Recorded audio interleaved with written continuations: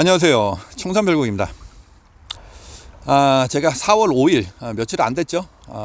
들나물 백과편을 69개 69개 식물을 이렇게 올려드렸는데, 그 시기에 나온 경기 남부 쪽에 나온 것들은 제가 아는 한은 대부분 올려드렸고요. 몇 가지 빠진 것들과 그리고 아직 출연하지 않은, 아직 안 나온 것들이 의외로 많습니다. 그런 것들도 이제 추가로 영상을 통해서 부록이라는 형식으로 앞으로 계속 업데이트를 해드릴 예정이에요.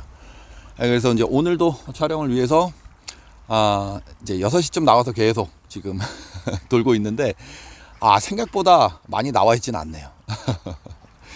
자, 그래서 오늘 만난 것들 몇 가지나 되는지 많지는 않지만 내용에 충실하려고 최대한 노력을 했습니다. 초보 분들도, 그리고 중급자 분들도, 그리고 고급자 분들께도 도움이 될 만한 그런 내용들로 꾸며졌습니다. 자, 내용 한번 살펴봐 주시기 바라고요. 자, 지금부터 시작하겠습니다. 자, 여러분, 나는 누구일까요? 자, 이렇게 언뜻 보시면 우리가 주변에서 많이 볼 수 있는 수영 또는 소리쟁이와 많이 닮았어요. 그렇죠? 맞습니다. 많이 비슷해요. 자, 이 식물의 이름이 바로 그 유명한 싱아예요. 싱아.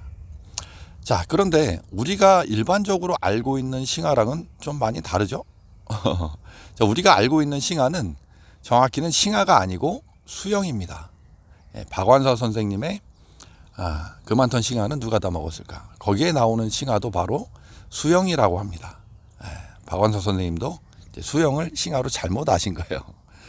우리가 어렸을 적에 주로 먹던 그 신맛 나는 것들은 보통 이제 시영 또는 이제 뭐 수영 이렇게 많이 불렀는데, 우리 주위에 흔했던 게 바로 그 수영이죠. 그런데 우리가 정식 명칭으로 싱아라고 불러줘야 될 식물이 바로 이 식물입니다. 자, 이렇게 잎을 보시면 어때요? 자, 잎자루가 아직은 좀 짧죠. 그리고 요 이제 잎 자루가 나와서 잎이 이렇게 둥글게 타원형으로, 긴 타원형으로 되어 있고요. 자, 소리쟁이도 이런 식으로 되어 있어요. 잎은 거의 비슷합니다. 초기 잎은. 하지만 이제 차이가 나는 것들은 일단 시기적으로 차이가 있습니다. 지금이 오늘이 4월 9일인가요? 9일인가요? 10일인가요?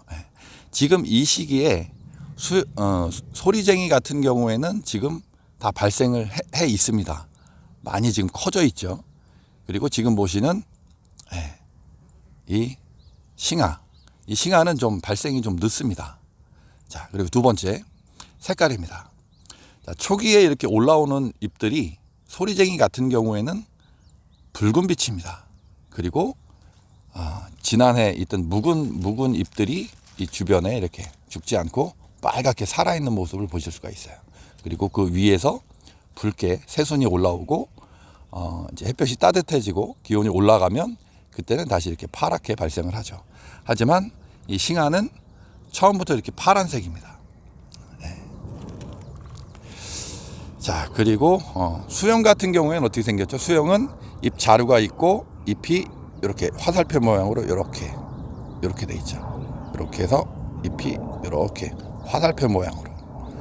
그리고 지금 보시는 싱아와 소리쟁이는 잎 자루가 있고 잎이 둥글게 기다란 타원형을 취하는 형식이죠. 자, 그럼 맛은 어떨까요? 자, 세 번째 맛은 수영 같은 경우에는 우리가 어릴 적에 그 신맛의 그 독특함, 아주 재미난 그런 맛 때문에 우리가 즐겨 먹곤 했었죠. 하지만 우리가 소리쟁이를 일부러 이렇게 뜯어 먹진 않잖아요. 이제 소리쟁이 같은 경우도 맛을 보게 되면 신맛이 수영보다는 좀 약합니다. 그리고 쓴맛이 살짝 돌죠. 그리고 데쳤을 때 쓴맛이 아주 강하게 올라오고요. 그리고 싱아 같은 경우는 이제 상당히 신맛이 강했고요. 그리고 이제 정식 명칭인 이 싱아, 이 식물은 소리쟁이보다도 신맛이 더 약합니다. 그래서 재미가 없어요. 우리가 어릴 때 즐겨 먹던 그게 아니에요. 그래서 우리가 많이 헷갈려 할 수밖에 없는 거예요. 이런 정식 명칭이란 것들이 우리가 많이 부르는 그런 이름들로 좀 이렇게 바뀌었으면 하는 그런 바람입니다. 박완서 선생님도 수영을 싱하라고 이렇게 착각하고 계셨다고 하더라고요. 자, 발생 시기가 이렇게 좀 많이 늦습니다. 하지만 아주 굵고 실하게 이렇게 올라오는 이런 순들을 이제 데쳐가지고 이제 무침이나 국으로 이용하시면 소리쟁이처럼 아주 부드러운 식감을 느끼실 수가 있고 쓴맛도 살짝 있습니다. 그 쓴맛을 우린 즐겨야 합니다. 그리고 또 싫으신 분들은 좀 옅은 소금물에 이렇게 충분히 우려냈다가 이용을 하시면 좋겠죠. 자, 우리 주변에 이것도 이제 소리쟁이랑 거의 비슷해요. 식생이. 그래서 이제 수분을 좋아하고 이런 이제 뭐 밭둑이나 이런 쪽에 그래도 이제 소리쟁이보다는 그래도 덜 친수성인 것 같아요. 제 지금까지 경험상 보면 이제 밭둑이나 이제 밭과 산이 만나는 그런 곳들에서 주로 발견이 됩니다.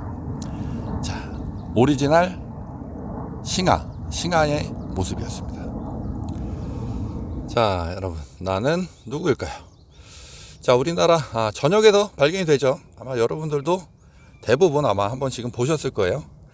이게 바로 꼭두선입니다. 꼭두선이 우리 들에 흔한 갈퀴 덩굴도 바로 이 꼭두선이과라고 말씀드렸죠. 그래서 이렇게 층층이 돌려나는 잎들이 이렇게 있고요. 그리고 자, 보시면 줄기는 사각이 져 있습니다. 사각이 져 있고 약간 붉은 빛을 처음에는 뜹니다. 그리고 이제 한참 올라오게 되면 기온이 풀리고 햇볕을 많이 받게 되면 이 붉은 빛은 없어집니다.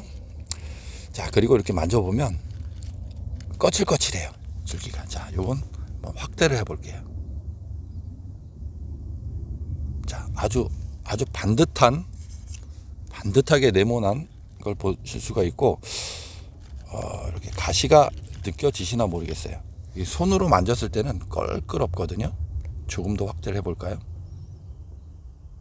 아주 미세하게나마 이런 잔털처럼 보이는데 이게 손으로 만져보면 껄끄러워요.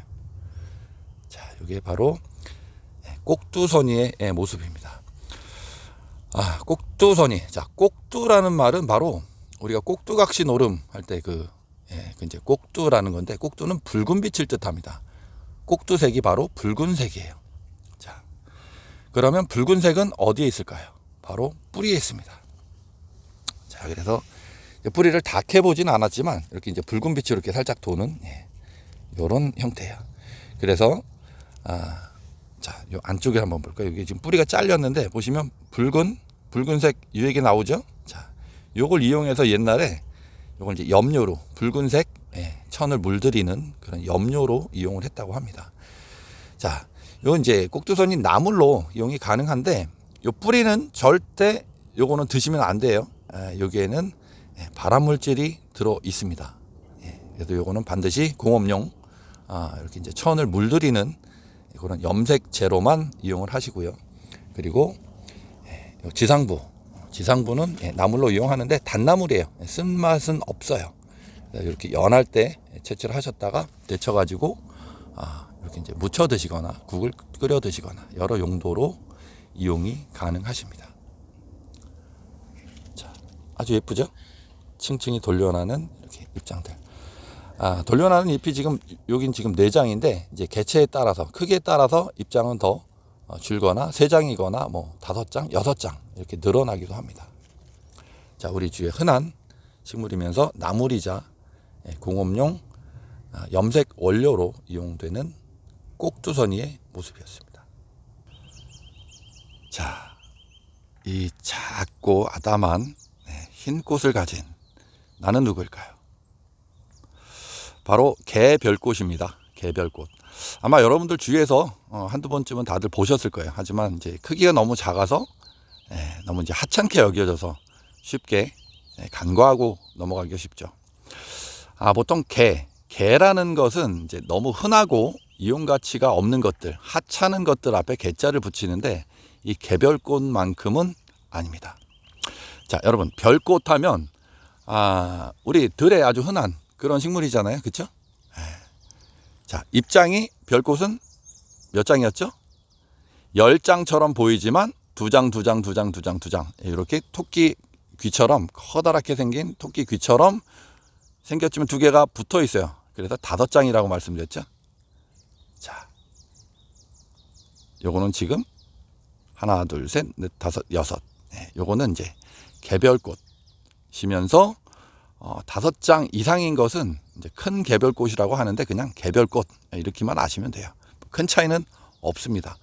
응댕이나 방댕이나 같은 겁니다.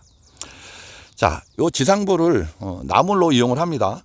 나물로 이용을 하지만 보시다시피 먹을거리가 거의 없어요.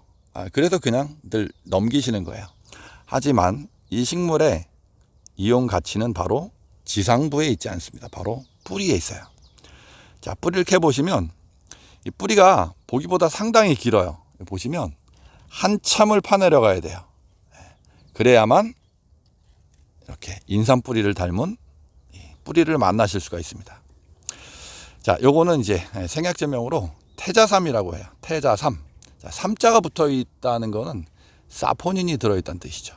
그리고 생각보다 이 식물체보다 이 뿌리가 상당히 굵잖아요. 그래서 이 뿌리를 우리는 약재로 또는 나물로도 이용이 가능하세요. 아주 약간 쌉싸름한 맛에 아주 맛이 좋습니다. 그래서 살짝 졸여 드셔도 되고요. 아니면 말렸다가 뭐 약재로 이용을 하셔도 되고요. 태자삼. 우리 들에 나는 것들 중에는 이렇게 이제 태자삼, 요 별꽃의 개별꽃의 뿌리처럼 이런 이제 사포닌 성분을 가진 것들이 의외로 많습니다. 우리가 이제 주로 먹는 도라지나 뭐 더덕이나 잔대 이런 것들. 그리고 이제 이런 산야초들 중에서 삼자가 뒤에 붙어 있는 애들은 대부분 다 사포닌을 함유하고 있습니다. 또 들에 흔히 나는 고삼이라고 있죠. 고삼도 사포닌을 많이 함유하고 있습니다. 자, 그래서 이제 우리가 간과하기 쉬운 이런 것들 바로 뿌리에 이용 가치가 있다는 것 꼭 알아주시면 좋겠고요. 나물로 이용 가능하고요. 그리고 이제 태자삼이라는 이제 생약제명으로 이걸 약용을 하는데 이제 효능은 이렇게 보시면 돼요. 보폐 건비. 이제 한자라 좀 어려우실 텐데 보폐, 폐를 보호한다는 거예요. 제가 그동안 쭉 말씀드려 왔지만 폐라는 기관은 우리 몸에서 가습기 역할을 해요. 이 간도 마찬가지지만 폐도 물기가 없거나 뭐 열이 오르거나 이렇게 되면은 가습기로서의 역할을 충분히 하지 못합니다. 그래서 이제 폐를 보호한다는 것은 이제 폐를 윤택하게 한다는 그런 뜻이기도 하고요. 그래서 이제 폐가 윤택해지면 자, 우리 폐에 수분이 없을 경우에는 어떤 현상들이 생기냐면 마른 기침들 많이 하잖아요. 폐가 건조해서 그래요. 그게 이제 심해지면 그게 해수가 되는 겁니다. 해수 또는 해소 같은 말입니다.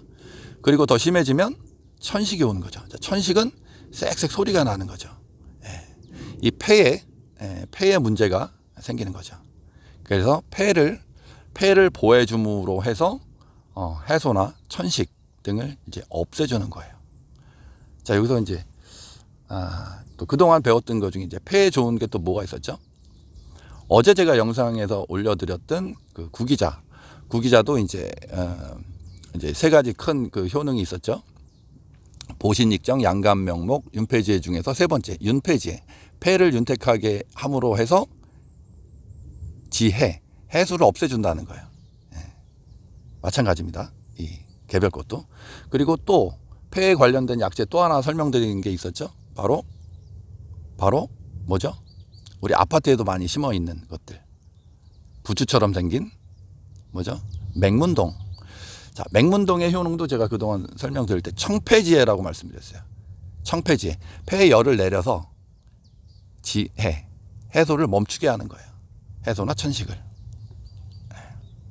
그렇게 같이 이렇게 공부를 해주시면 좋겠네요. 자, 지상부는 먹을거리가 없어요. 하지만 이제 예쁜 꽃으로 봐주시고, 그리고 이렇게 이제 이렇게 뿌리를 보시면 뿌리에 이용 가치가 있는 겁니다. 그래서 나물로서, 약재로서 이렇게 이용을 하시면 좋겠습니다. 아까 또 이제 여기 사포닌 성분이 들어있다고 했는데, 사포닌 성분들은 이제 항산화 작용들을 하죠. 항산화 작용을 하고 면역력을 높여주는 그런 역할을 하죠. 그리고 또 허약 체질을 개선해주는 그런 효능들도 같이 가지고 있습니다. 우리가 간과하기 쉬운, 너무나 여리여리하고 꽃도 작고 보잘것없어서 쉽게 스쳐 지나가기 쉽지만 어마어마한 우리에게 이로움을 주는 그런 약재들이, 그런 뿌리가 바로 땅 속에 이렇게 숨어 있었던 겁니다. 바로 보물이죠, 이런 것들이. 개별꽃이 많이 발견되는 지역은 보통 이제 산과 들이 만나는 그런 이제 수분기가 좀 있는 그런 이런 사면 또는 낮은 계곡가의 이런 사면, 그런 흙들이 좀 이렇게 부슬부슬한 그런 토지를 좋아해요. 자, 왜냐하면 이런 뿌리를 이렇게 발생시키는, 굵고 실하게 발생시키는 애들은 이 사질 토양을 좋아합니다. 지금 여기도 보시면 밭둑이거든요. 밭과 산이 만나는, 이게 다 모래땅이잖아요. 이런 뿌리 내림이 좋은 그런 환경들을 선호하는 거죠. 자, 개별꽃 보여드리면서 이동합니다. 자, 여러분, 지금 이렇게 파랗게 보이는 식물들이 어마어마하게 많죠. 저는 저 밑에서 지금 쭉 올라오면서 이게 미나리인 줄 알았어요. 왜냐하면 여기가 묵은 논이거든요. 묵은 논인데 옆에는 산이에요. 그래서 지금 농사를 안 짓기 때문에 지금 이제 근처에 있는 나뭇잎들이 떨어져 가지고 논에 많이 이제 이렇게 사막화 또는 이제 밭처럼 이렇게 이제 변해가는 그런 곳인데, 미나리인 줄 알았어요. 그런데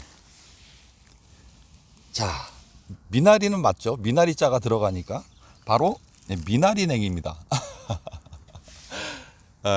참 신기한 경험이네요. 자, 우리가 산나물과 들나물 또는 들나물과 산나물, 이 경계를 구분하기가 상당히 어려워요. 산과 들과 이렇게 또 만나는 곳에서 이렇게 주로 발견되는 식물들이 있기 때문이죠. 자, 그 중에 또 이 미나리냉이도 마찬가지고요. 이 미나리냉이는 물론 높은 산, 뭐 계곡이나 이런 데서도 발견이 됩니다. 하지만 이런 낮은 산들과 또는 논들이 이렇게 만나는, 논과 밭이 만나는 그런 경계 지역에서도 충분히 보실 수가 있어요. 그리고 반그늘을 좋아합니다. 반그늘을 좋아하고 이렇게 무리지어 자라는 특징이 있습니다. 왜냐하면 이 냉이과들은 씨앗들이 어마어마하게 많죠. 그래서 이렇게 아주 군락을 이뤄서 자라는 경우들이 많습니다. 자, 미나리 냉이의 특징 뭐라고 말씀드렸죠? 자, 잎은 미나리를 닮았어요. 그리고 환경도 미나리와 비슷합니다. 제가 지금 미나리인지 알고 착각을 할 정도로 여기가 묵논이라고 말씀드렸죠. 자, 그리고 맛은 냉이 맛이 납니다. 이제 매운맛이 난다는 거예요.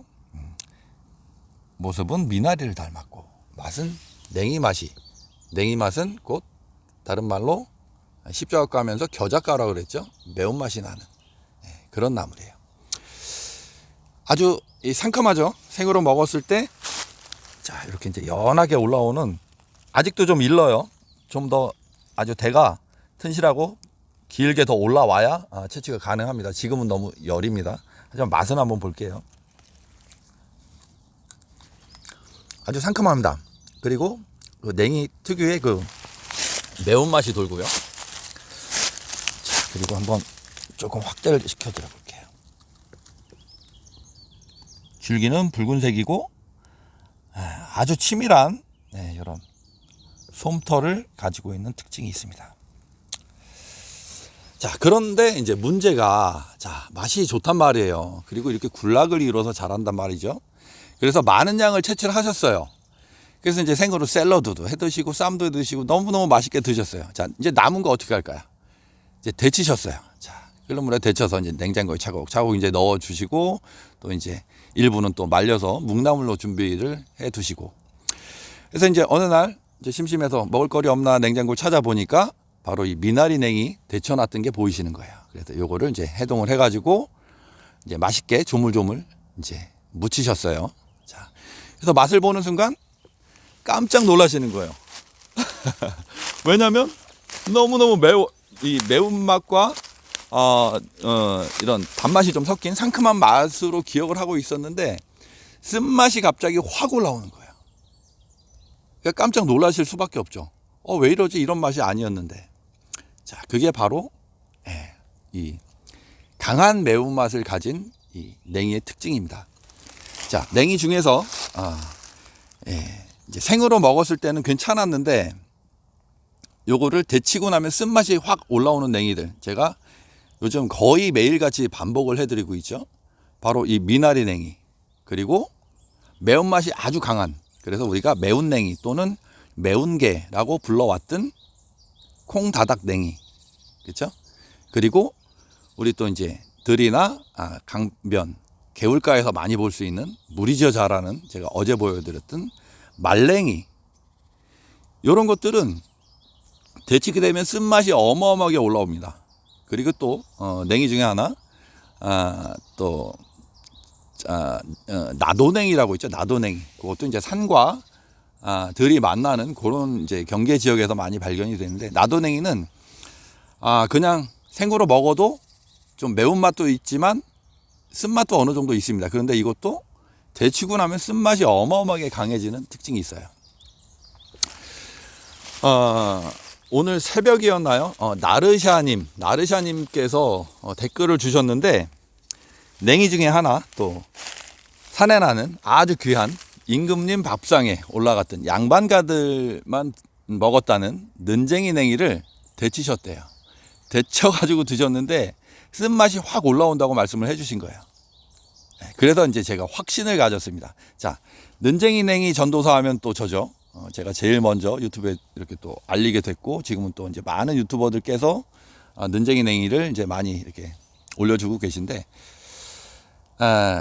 제가 는쟁이 냉이를 그렇게 데쳐 먹은 적이 없거든요. 는쟁이 냉이는 저는 이제 보통 이제 물김치 또는 이제 생으로 쌈이나 뭐 겉절이 뭐 요런 형식으로만 먹어봤지, 이거를 데친다는 생각은 안 해봤는데, 나르샤님께서 그걸 해보신 거예요. 그랬더니 이 쓴맛이 확 올라온다고 하시네요. 그럴 수 있습니다. 지금 말씀드렸던 이런 매운 냉이 종류들, 콩다닥 냉이, 뭐 나도냉이, 미나리 냉이, 이런 종류들, 이런 것과 마찬가지죠. 그래서 이제 오늘 제가 확신을 갖게 된 거예요. 이 냉이 종류 중에서 매운맛이 많이 나는 애들일수록에 데쳤을 때 쓴맛이 나는구나. 자, 이런 게 바로 살아있는 경험입니다. 제 경험이자 또 여러분들의 경험이고요. 이런 것들이 같이 공유됐을 때 이런 것들이 지식이 되는 거예요. 바로 이런 것들은 어디서 누구도 가르쳐 주지 않는 그런 살아있는 이 정보들이란 거예요. 그래서 여러분들 항상 정산별국 TV 들어오시면 다른 분들이 남겨놓은 이런 댓글들도 꼭 참고를 해보시기 바랍니다. 그러면 하고 무릎을 딱 칠 만한 그런 사건들이 이렇게 누누이 발생을 합니다. 그리고 그런 것들이 너무너무 기뻐요. 많이들 참여를 해 주시기 바랍니다. 자, 냉이 종류들 중에서 이제 생으로 먹었을 땐 괜찮지만 데치면 쓴맛이 나는 것들, 그건 이제 냉이들 중에서 좀 매운맛이 강했던 애들이 그럴 거예요. 그렇다면 또 매운맛이 강한 거, 대표적인 냉이 뭐가 있어요? 고추냉이죠. 자, 고추냉이를 데쳐서 우리가 먹어봤나요? 거의 생쌈이나 아니면 장아찌나 잎을 보통 그렇게 이용을 하잖아요. 저도 그렇게 이용을 해왔고, 하지만 그거를 데쳐서 먹어본 적은 없어요. 하지만 자, 이제 공식을 알았잖아요.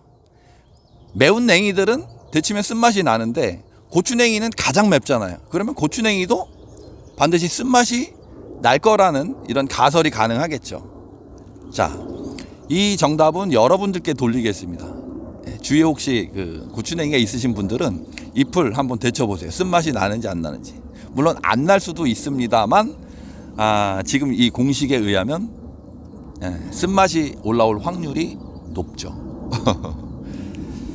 자, 미나리 냉이를 보면서 느꼈던 소회들, 여러분들이 보내주신 정보들, 그런 걸 취합해서 다시 한번 피드백을 해드립니다. 이동환. 자, 여러분, 지금 보시는 이 식물은 뭘까요? 자, 지금 이제 집으로 돌아가다가 이렇게 만난 식물인데, 이름은 바로 벌개미취입니다. 벌개미취. 자, 벌이라는 거는 황산벌 할 때 그 벌이에요. 들판이란 뜻이죠. 들에 나는 개미취, 이렇게 정리를 하시면 될 것 같아요. 일반적으로 우리가 많이 볼 수 있는 것들은 대부분 이제 일반 개미치예요. 일반 개미치. 그것과 이제 차이는 지금 이제 이렇게 잘 보시면 초기 잎들이 지금 막 올라오는 것들도 많은데, 일반 개미치 같은 경우에는 아주 붉은 빛깔로 올라옵니다. 처음엔. 물론 100%는 아니지만 거의 99% 이상이 다 붉은 빛으로 아주 새빨갛게 올라와요. 그리고 어느 정도 올라오더라도 그 붉은 빛을 그대로 유지를 합니다. 상당 기간 동안은. 하지만 이 벌 개미치 같은 경우에는 이 초기부터 아주 푸른 잎을 이렇게 올리는 특성이 있습니다. 그래서 구분이 쉽죠. 그리고 이제 일반 개미치 같은 경우에는 거의 산나물 쪽으로 봐도 될 것 같아요. 거의 이제 이런 뭐 밭둑이나 이런 데서도 개미치가 발견되기도 하지만, 거의 10중 8구는 대부분 낮은 산지에서 무리지어 자라는 모습을 볼 수가 있고, 요 벌개미치 같은 경우에는 이름에서 알 수 있듯이 벌, 곧 들판입니다. 이런 들판, 길가나 아니면 밭둑이나 아니면 야산지대의 이제 도랑 근처, 그런 곳에서 주로 발견이 됩니다. 이 개미치나 벌개미치 둘 다 공이 씨앗으로도 번식이 되지만 대부분 뿌리로 아주 강한 번식력을 가지고 있습니다. 제가 개미치를 제 텃밭에 지금 키우고 있는데, 이것도 여러분들 삼립국화 번식력 아시죠? 어마어마한 거. 그랑 마찬가지예요. 몇 개체만 심어 놓으시면 1년이면 거의 10배 이상씩 불어요. 최소한 10배 이상씩. 그래서 이렇게 무리지어 자라는 모습을 보실 수가 있는 거예요. 그리고 이런 것도 이제 나물로서도 아주 가치가 높죠. 바로 이제 데쳐 가지고 이렇게 무쳐 드셔도 좋고, 특히나 묵나물 이제 데쳐 가지고 말렸다가 이용을 하시면 너무너무 맛이 좋은 그런 나물입니다. 그리고 이제 개미치 같은 경우에는 이것도 제가 텃밭에 키우고 있는데, 일반 개미치는 키가 2m가 넘어갑니다. 어마어마하게 커요. 그래서 잘 쓰러집니다. 이 꽃이 상당히 예쁘거든요. 일반 개미치, 지금 보시는 벌개미치, 이것들이 분홍색에서 보라색에 가까운 아주 국화과 식물, 국화꽃을 닮은 아주 예쁜 꽃이 피죠. 그런데 일반 개미치는 키가 너무 크기 때문에 잘 쓰러져요. 그래서 요걸 이제 이 꽃을 보기 위한 목적으로 심으신 분들은 이 키가 작은, 보통 요 벌개미치는 한 1m 내외 정도 되거든요. 키가 알맞아서. 그래서 요 벌개미치를 보통 이제 많이 키우시죠. 하지만 일반 개미치도 방법이 있습니다. 키가 한 2m 넘어가기 때문에 잘 쓰러지잖아요. 이게 한 1m 정도 자랐을 때 낫으로 반을 다 잘라주세요. 다 자르면은 잘린 바로 밑에 있는 마디에서 2개가 납니다. 줄기가 2개가 올라와요. 그리고 그걸 또 자르면 또 2개씩 또 올라오죠. 그래서 쓰러지지 않도록 짧게 잘라서 이용을 하시면 더 많은 가지가 생기고 더 많은 꽃들을 보실 수가 있어요. 자, 물론 이제 손이 가겠죠, 일반 개미치는. 그래서 이런 이제 벌 개미치를 많이 이제 이용을 하시는 거예요. 나물로서도 화초로서도 아주 이용 가치가 높은 벌 개미치의 모습 조금 확대를 좀 해볼까요? 아주 보시다시피 아주 맨질맨질해요. 맨질맨질하고 맨질맨질한데 반대로 이렇게 반대로 밀면은 좀 거칠거칠하네요. 이걸 좀 확대를 해보겠습니다. 까실쑥 부쟁이 있죠? 그것처럼 약간 까실까실합니다. 이렇게 반대로 밀었을 때, 이렇게 반대로 밀면 약간 까실까실하네요. 그리고 잎 가장자리가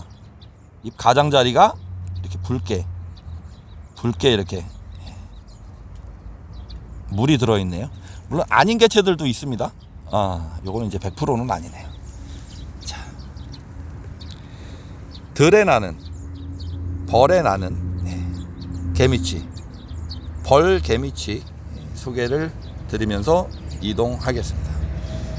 자, 여러분, 자, 지금 보시는 식물은 독초입니다. 독초 절대 드시면 안 되는 거예요. 요즘 우리가 이제 주위에서 흔히 발견할 수 있는 이런 식물들 대부분 나물로 이용을 할 수가 있습니다. 그리고 이제 보통 애기 똥풀 정도를 제외하면 거의 다 나물들이에요. 하지만 이런 물가 쪽에 보시면 이제 미나리 아제비과에 이런 식물들이 올라오기 시작을 합니다. 자, 아주 광택이 뚜렷하죠. 자, 잎 뒷장은 약간 회백색이 살짝 띄지만 이것도 좀 광택이 있습니다. 자, 그리고 이렇게 갈라져 있는, 자, 요런 형식을 취한 초본류들은 절대 드시면 안 돼요. 비슷하다고 생각되시면 무조건 드시지 마십시오.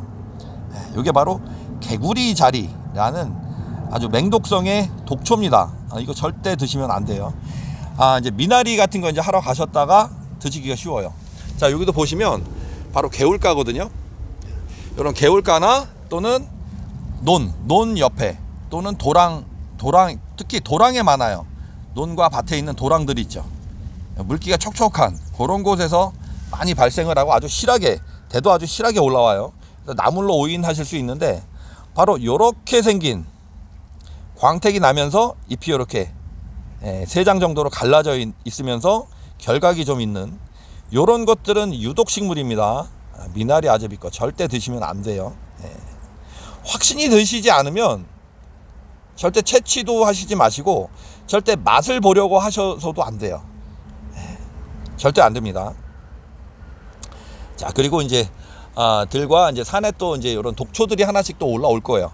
그때마다 또 소개를 해 드리도록 하겠습니다. 제가 식용할 수 있다고 지금 이렇게 백과를 만들고 있잖아요.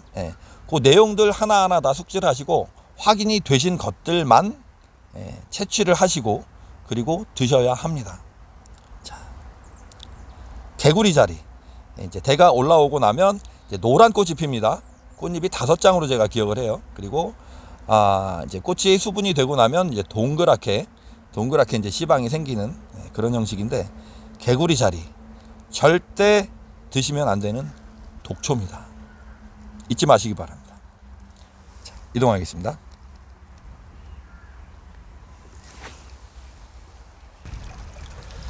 자, 여러분, 자, 나는 누구일까요? 자, 이렇게 보시면 물가에서 많이 관찰되는 식물이에요. 도심 주변 그런 그 하천에서도 많이 보실 수 있는 그런 식물이죠. 그래서 아마 궁금증을 많이 가지고 계신 그런 분들 계실 겁니다. 그동안 제가 영상을 통해서도 몇 번 소개를 드렸던 그런 식물이죠. 바로 물침개 나물입니다. 물침개. 물자가 들어가요. 물을 그만큼 좋아합니다.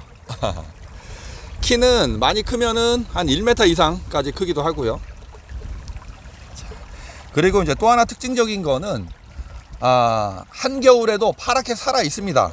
물론 이제 세력은, 겨울이 되면 세력은 약해지지만 죽지 않고 파란 모습으로 근근히 요런 이제 냇가 주변에 모래톱에서 주로 이렇게 뿌리를 내리고 근근히 살아 있습니다. 한겨울에도 푸르게 이렇게 모습을 보실 수가 있고요. 자, 물침개 나물이죠. 나물입니다. 그리고 요거는 식물체는 잎도 상당히 커요. 잎도 크고 상당히 많이 올라오더라도 대가 올라오더라도 연해요. 연해서 나물로 쓸 수 있는 부분이 많습니다. 그런데 이제 꽃이 피게 되면 또 놀라실 거예요. 이렇게 이제 사철 푸른 그 잎을 가지고 있고, 또 크기도 상당히 큰 그런 식물임에 불구하고 꽃이 아주 작아요. 꽃이 너무너무 작습니다. 자, 바로 이 식물이, 물침개 나물은 개불알풀 속에 속해요. 자, 개불알풀 꽃이 얼마나 작습니까? 일반 개불알풀 같은 경우에는 제가 그 삼각 자루 한번 이렇게 보여드렸었죠. 한 2mm 정도 됐었나요? 그리고 큰 개불알풀도 그것도 뭐 한 1cm를 넘지 않는 그런 크기였죠. 바로 이 물침개 나물도 바로 개불알풀 속이기 때문에 꽃이 고만해요. 거의 큰 개불알풀 정도밖에 되지 않습니다. 그리고 흰 바탕에 특유의 그 보라색 무늬가 살짝 들어있는, 꽃은 아주 예쁘지만 아주 너무너무 작은 그런 식물이죠. 자, 그리고 자, 잎은 자, 확대를 한번 해볼게요. 보시는 바와 같이 아주 맨질맨질하고 광택이 나죠. 그리고 만져보면 상당히 부드럽습니다. 그리고 줄기를 하나 꺾어 보겠습니다. 자, 줄기는 이제 비어 있을 거로 생각을 하기가 쉬우신데, 물론 이제 아주 치밀하게 조직이 치밀한 게 안에 이렇게 꽉 차 있진 않지만 이런 스폰지 형식으로 이렇게 속도 차 있는 모습 보실 수 있어요. 아마 이제 물속에서 물과 함께 이런 양분들을 끌어올리는 그런 역할을 하는 것 같습니다. 그 잎 뒷면의 모습 별반 다르지 않고요.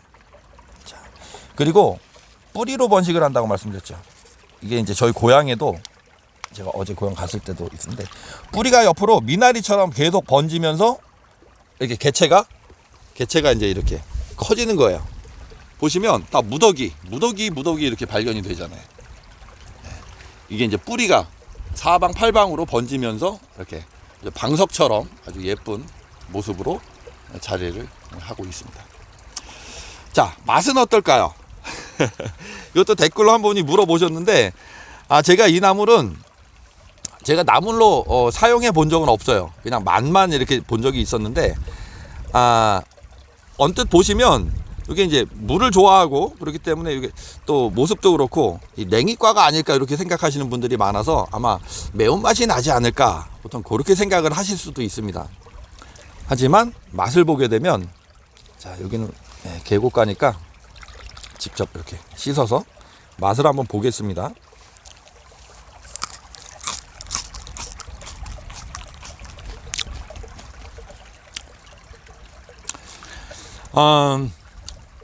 쓴맛은 전혀 없고요. 그리고 즙이 많고요. 그리고 특유의 향이 살짝 있는데 뭐 싫은 맛은 아니에요. 일반 분들 대부분 좋아하실 그런 맛이에요.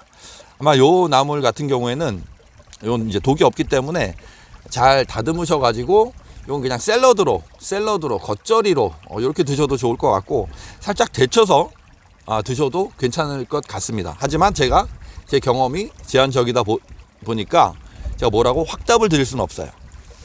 하지만 독은 없습니다. 그리고 아주 많은 양을 채취하실 수가 있겠죠. 그래서 요거 혹시 요리법이나 맛을 보신 분들 계시면 댓글을 좀 부탁드리겠습니다. 여러분들의 집단 지성을 믿습니다. 저 혼자는 힘들어요. 여러분들께 이것도 패스를 하겠습니다. 싫은 맛은 아니에요. 충분히 매력이 있을 만한 그런 나물입니다. 경험 있으신 분들의 댓글을 기다립니다. 오늘 해가 뜨기 전부터 오늘 6시부터 이제 준비하고 나와가지고 그때 이제 준비를 다 해드리지 못했던 들나물 백과에 대한 이제 추가 부록 영상을 계속 이제 촬영하고 있는데 지금 경기 남부 쪽이라고 말씀드렸죠. 제가 있는 곳이 아직도 나오지 않은 것들이 많아요. 제가 리스트를 한번 쭉 이제 영상 촬영할 리스트를 만들어 봤는데 아직도 나오지 않은 그런 것들이 많네요. 자생지를 돌아봤는데 그래서 이런 이제 부록들을 통해서 들나물 백과를 좀 더 충실히 내용을 채워 나갈 수 있도록 추가로 계속 영상을 촬영해서 올려드리도록 할게요. 2시간 37분 너무 길죠. 그러니까 이제 나오는 대로 계속 부록 형식으로 촬영을 해서 올려드리도록 하겠습니다. 자, 오늘은 또 이만 물러가고요. 또 다음 시간을 기약을 해야 되겠네요. 자, 여러분들이 제게 줄 수 있는 가장 큰 선물 바로 좋아요입니다. 부탁드리면서 저는 이만 물러가도록 하겠습니다. 청산별국이었습니다.